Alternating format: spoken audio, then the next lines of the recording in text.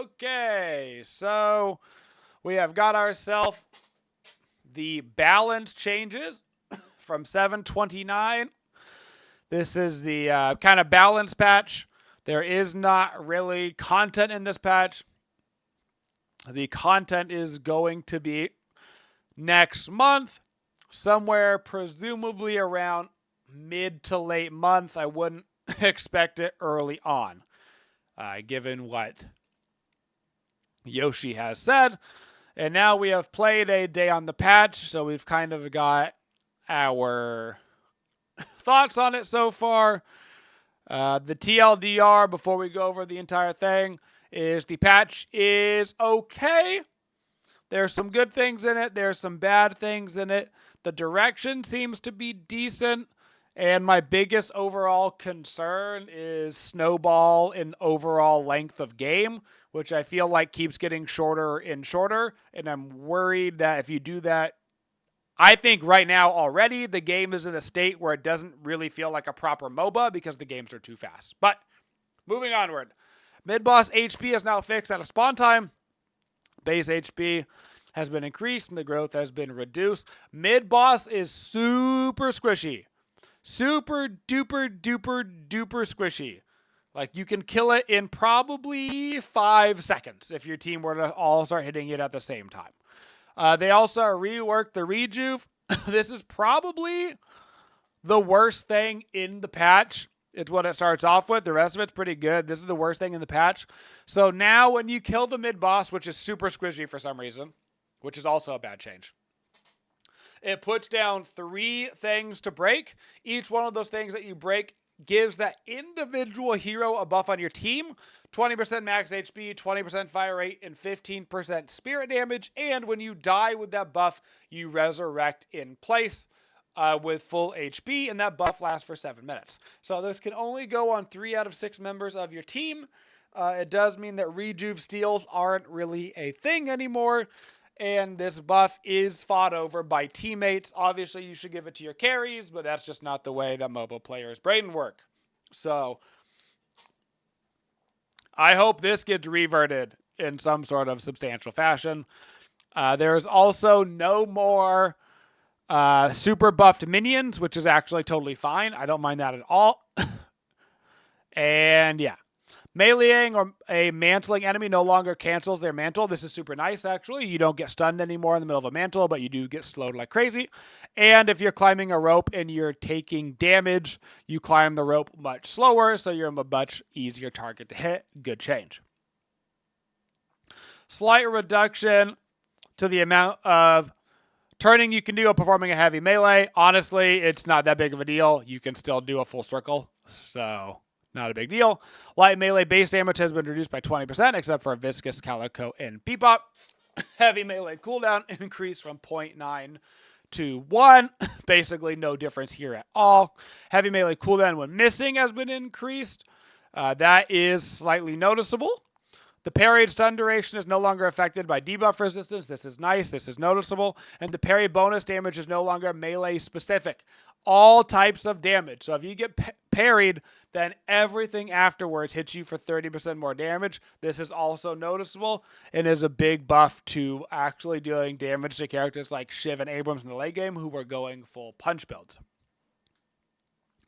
Heroes now have different dash speeds. You go the same distance, but you're placed into 3 buckets. So bucket 1, these people have a fast dash. Ivy, Haze, Holiday, Calico, Grey Talon, Paradox.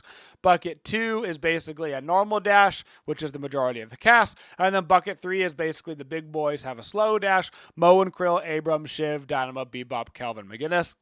I did not notice this change in any significant fashion. I played characters in all 3 buckets. I did not notice anything. So I'm sure if you were to do the comparison side by side, you would feel it. But just going from game to game and playing the characters, I felt no significant difference playing any of the buckets. Removed the teleporters behind the walkers. This is a big deal. It means that once you choose to like split push or something, you're basically over there. It means that you have to choose to defend a little bit earlier. You can't just immediately teleport over and respawn. After 20 minutes, the trooper spawn time is reduced from 30 seconds to 25 seconds. Trooper bounty growth has been reduced from 1.5 to 1.2 and removed the bounce pads on top of the nursery fish market, leading back to mid. Once again, a little bit of rotation. So they're slowing down the rotation speed with the walkers and the bounce pads, basically making you choose a little bit more, like, do I go to this lane or this jungle or this? I like that change. It means that your decisions are a little bit more final and you can't kind of be everywhere at once. I like that direction for the game. Troop ally split updated. They changed this number basically every patch. Breakable soul growth per minute reduced from 2.6 to 2. Reduced the comeback multipliers a bit. This is noticeable. I think this is a big mistake. I know that there was like some top-end players complaining that comebacks were too strong. But in the nicest possible terms, I think that if you think comeback is too strong, you're a moron and you're not a MOBA player. The biggest problem in every MOBA ever is always that comebacks are impossible. And after playing the game today, on average, my games were about 25 minutes, and they were decided by the 10-minute marker. It is the most snowball that Deadlock has ever been, which I consider a very bad thing. Neutral bounties increased by 15%, strong neutrals by 25%, medium neutrals respawn rate has been increased, though, by 17% time, and strong neutrals have been increased by 25% time, 120 seconds. This is an interesting change, and I think this is the right idea. They're trying to make it so clearing a camp gives you more substantial amount of souls, but you don't have to go back and do it every 2 seconds. I like the idea. There are some other balances that are going to need to happen around this, which is characters like Wraith, who clear camps really, really fast. Characters like Infernus, who clear camps really, really fast, are getting massive soul buffs much earlier in the game because they can go clear the camp and get right back to the wave, which is getting them a big soul lead, which allows them to push their fight earlier and more oppressively. So they're going to need to nerf some characters' PvE clears, particularly characters like Wraith, who are so good at it. And once they do that, I think that this will be fine. But until then, characters like Wraith are massively snowballing out of control, even faster than other characters. Sinner Sacrifice, take extra damage from hitting it now, but it gives you 4 buffs at the end instead of 3.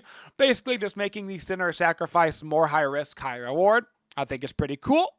Hero bounties are now reduced based on the amount of players, aka if you're killing somebody with a bunch of players, you don't get as much reward from them. So kills are less efficient when you're in a big group, aka 1v1s are more important. Movement speed slow when shooting has been reduced, so everybody just kind of goes a little bit faster. Sidewalker HP has been increased by 10%, but objectives no longer have spirit resistance. So on the whole, I would say that walkers are, in general, slightly easier to kill as long as you have some sort of spirit damage. If you're doing no spirit damage, then technically they're harder. But most characters have some sort of spirit damage. Luckily, they have reduced the amount of damage that Last Stand, Stormcloud, Hyper Beam, and Heavy Barrage all do to the walkers and objectives. That is Warden, Seven, Beat Bop, and McGinnis. They only do 50% damage now, which is great. This is a fantastic change. Trooper walk speed has been increased. Trooper run speed has been increased. Minor respawn curve reductions. They uplighted the zip line knockdown. This is a big one. So now when you get knocked off a zip, you go straight down and the stun doesn't start until you hit the ground. If you get knocked off a zip, you're basically guaranteed dead. So if you're trying to use, your zipline tech to get away and you get stunned, you're 100% dead. It is now a very high risk, high reward maneuver. I think that's a good choice. Added a new UI indicator on HP for showing pending heal. This is really cool. If you use something like healing right, you can see how much heal you're totally going to get at the end if it doesn't get interrupted. It is neato. Into the items. Resto shot, heal from NPC reduced by 5, and weapon shot damage reduced by 2%. Resto shot's in a much better place now, but I still think it's an incredibly strong item. Fleetfoot bullet resistance reduced by 4%, still a good item. Melee charge, bullet resistance reduced, still a good item. Spirit shred, bullets reduce reduction increase from -7 to -8, so it's actually 1% more reduction. Slowing bullets, after the buildup is achieved, the debuff duration is refreshed rather than building up again, so you keep it on people, and Swift Striker basically got reverted to being 20% attack speed.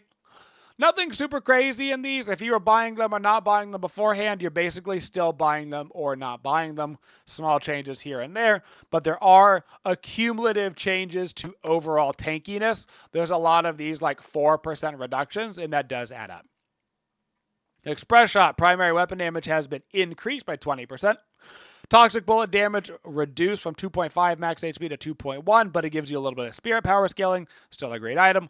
Bullet resistant from Berserker reduced by 8%. One of the bigger nerfs in the patch, actually, which is good. The item gives you, 70% weapon damage? It didn't need to give you 16% tankiness. Blood Tribute healing reduction reduced 50 to 40, and it gives out of combat regen, and the action movement speed has been increased. Weighted shots didn't get nerfed as hard as Berserker. Weapon velocity reduced by another 5%.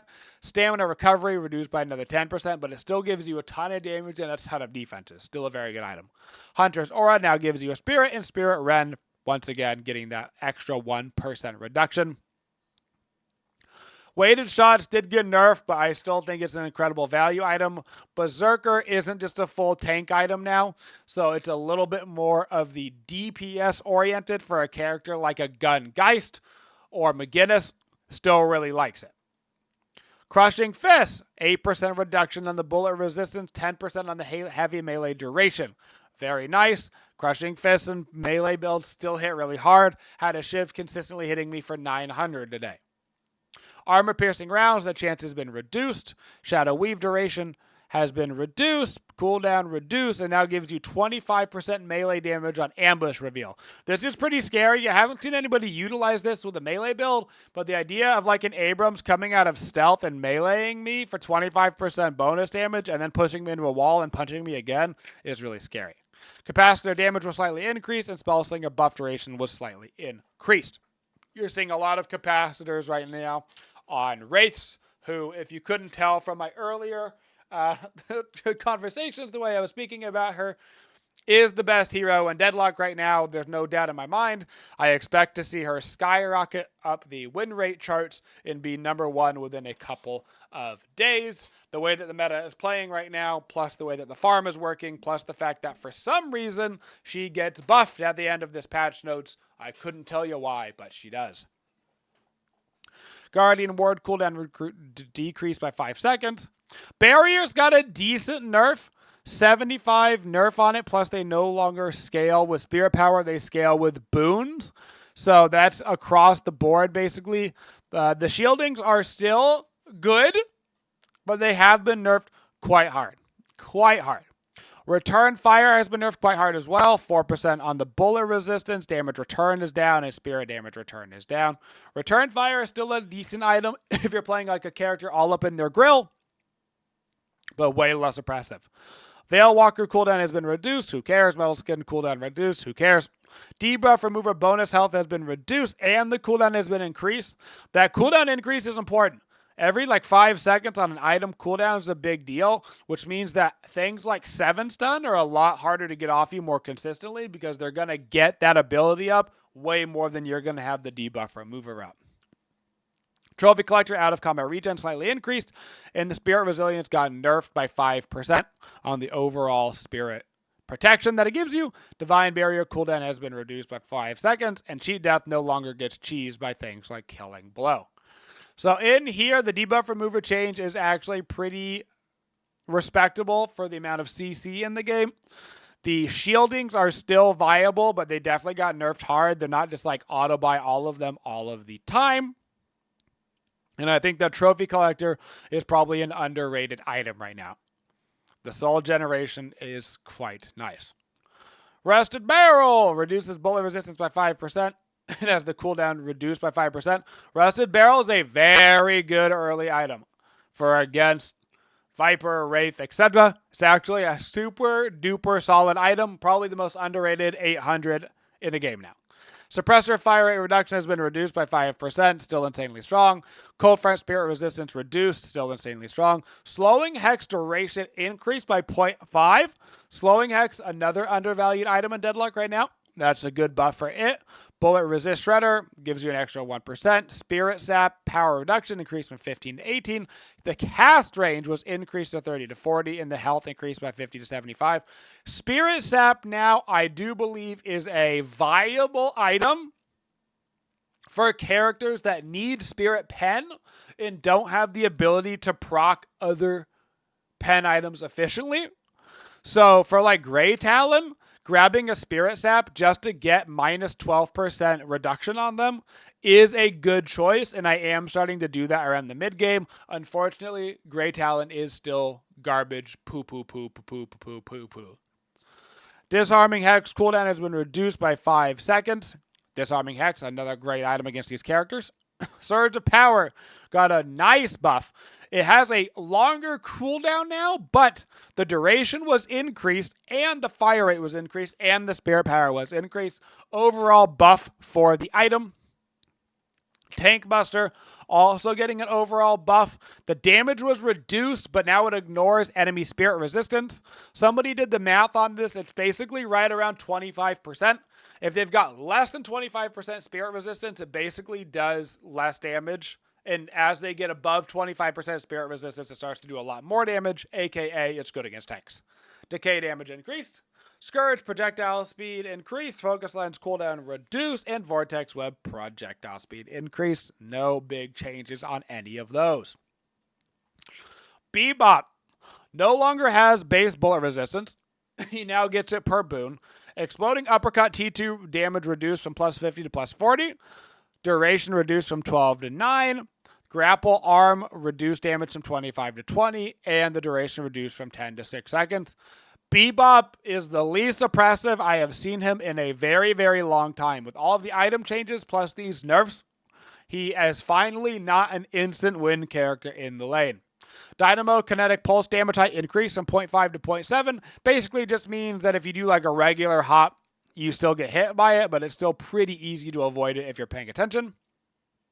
Grey Talon Curse duration increased by 0.25 seconds on the 3. It's nice, but not that big of a deal. And the guided owl cooldown has been reduced from 135 to 120, so more owls. It's nice, but it's not that big of a deal. Grey Talon, I still think, will end up, if not the lowest win rate character in the game like he is right now, firmly in the bottom 3. Calvin Arctic Beam no longer bounces off of objectives. They did that with a lot of other heroes as well, where basically you can't just like put it on the mid-boss and watch everything go crazy.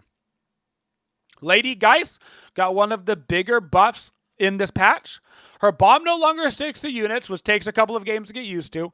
Her bomb cooldown is increased, but not really. The bomb radius is increased by 2 meters.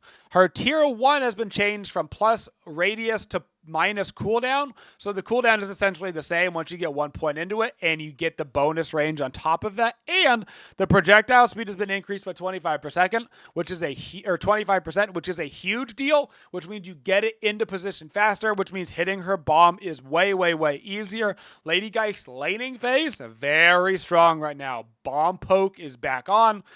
We have a Lady Geist build that I have made, but I don't know if it got through on the game side yet, so I'll publish it tomorrow. McGinnis, health per boon reduced from 56 to 52. Spectral Wall fixed some bugs. Changed some bugs, some lag compensation, some bugs, and turret health boon reduced from 12 to 10. McGinnis basically getting slight nerfs, and then keep in mind that she can't ult through the towers anymore and one-shot them. Mirage, base bullet damage reduced by 10%, and Paradox bullet damage increased by 10. Mirage today, that bullet damage reduction did seem to affect him and put him into a pretty balanced spot. Paradox, that bullet damage did seem to affect him and put him into a better spot. I don't think Paradox is OP or anything, but he actually does some damage, and if you want to go the one-shot build, it does seem viable again, and it can actually kill people, which is nice. Pocket, Affliction initial HP increased by 10% to 12%. Pocket is loving this meta right now. I expect Pocket, this change isn't that big of a deal, but I do expect his win rate to go up. Him in this meta, neutral camps being more farm, he is one of the premier farmers, and now you get more spirit damage off of Tank Buster on the tanks, which is nice. Hell, Surge of Power might even be viable on him. pretty good spot for Pocket right now. He's going to move back up the charts. Shiv is in a weird spot. Shiv builds up only damage from players, so you can't build it up out of combat anymore on PvE. The rage buildup has been increased, aka it's easier to build up in combat. The decay duration has been increased from 9 to 12. Bloodletting duration has been reduced, and the cooldown has been reduced. The damage clear has been increased, though. The bloodletting tier 1 and tier 2 were swapped, and the tier 3 is from 20% to 35%. So, I saw a couple of really OP shivs today, and a lot of really bad shivs today. It seems to be, so far, the average shiv player got nerfed. But the super good Shiv players, I don't actually know if this is a nerf on them yet. TBD, we got to play some more games because I still saw quite a few Shivs crushing it. So is it a matter of like they were in a really bad match-made game and they crushed their lane? We're going to find out. So TBD on the Shiv nerfs. 7. Base movement speed reduced. Movement speed scaling reduced. Power surge T1 and T2 swapped. This is actually kind of nice for him in the laning phase. It just means he has a cooldown. Storm Cloud cooldown increased. Spirit scaling reduced. Cloud DPS reduced. Tier 3 reduced. This doesn't hurt 7's 3 build as much as it hurts his ulti build. 7 still seems to be in a good spot. His ability to farm is incredible right now, which is important because of the neutral camps. He can try to keep up with like the Infernus and the Wraith and whatnot. I think 7 is going to be fine, but going a pure ultimate build is probably not as big a value anymore. Still a strong character though. Vindicta Crow no longer bounces off of objectives, and the stake reduced from 2 meters to 1 meter. Zero significant difference on Vindicta from this nerf. One of the stronger characters in the game, in the early and mid, and then late game, it comes down to like, does your team follow up on a giant route into an alchemical? And hopefully they do. Viscous Puddle Punch cooldown reduced, and Puddle Punch T3 increased from 11.5 cooldown to minus 12 seconds cooldown. Nothing really there for Visky. Warden, bullet base damage reduced. Bullet damage growth has been increased, though. Warden DPS reduced from 74 to 70. Last Stand Lifesteal versus non-heroes has also been reduced. Warden still seems to be fine. Small damage decreases on him, but he still seems to basically get the job done. Now, this is the only thing in the patch outside of the mid-boss change, which I think is going to get reverted in some shape or form because I think that the community is going to widely hate it. The Wraith change is the only thing in this patch that has me scratching my head. They gave her an increased bullet damage here and then reduced the bullet damage growth to the same overall peak damage, which you might think like, oh, whatever. But it basically just means that her laning phase and her farming is even stronger. And she was already one of the best farmers in the game. And now the neutral games give so much more experience that a good Wraith is ending up anywhere from 5 to 10k above everybody else in souls around the 20-minute marker, which is insane. We're talking like 3 items at 3k, which is a massive deal, and she's already one of the best 1v1ers in the game. And we talked about earlier, the teleporter is going away, which means that going over to deal with a Wraith, you almost always have to send 2 people, if not 3 people. Plus, she's one of the safest characters in the game. No doubt, in my mind, is the best hero in Deadlock right now. Probably should have received some nerfs going into this, knowing that those neutral camp farms were going to be better. But alas, she'll probably get nerfed in the next patch. Yamato alt-fire base damage has been reduced, still hits really hard, and the base damage now grows per boon. If you're a Yamato player and you're doing that sweet, sweet alt-fire double damage action, you're going to be okay. Yamato's base damage is still fantastic. Your ability to stack things like Mystic Shot and Cold Front and Spirit Snatch and all of those kind of procky items, still really, really good. Yamato's actually in a great spot right now. Has a strong laning phase, which does allow her to snowball out of control. And that is the balance patch. Very large. They called it a, minor balance patch because it wasn't like the major content update, but a major balance patch to the game. It does, in fact, play quite a bit differently. On the whole, patch is like a 7 out of 10 after having played on it all day. Things that I'm concerned about, the mid-boss, I think, is just going to end up being a fail. I think that that's going to get reverted in some sort of major fashion. I think the minions not getting buffed is actually cool because it forces you to not play base defense for 5 minutes. I think that, having a buff is fine.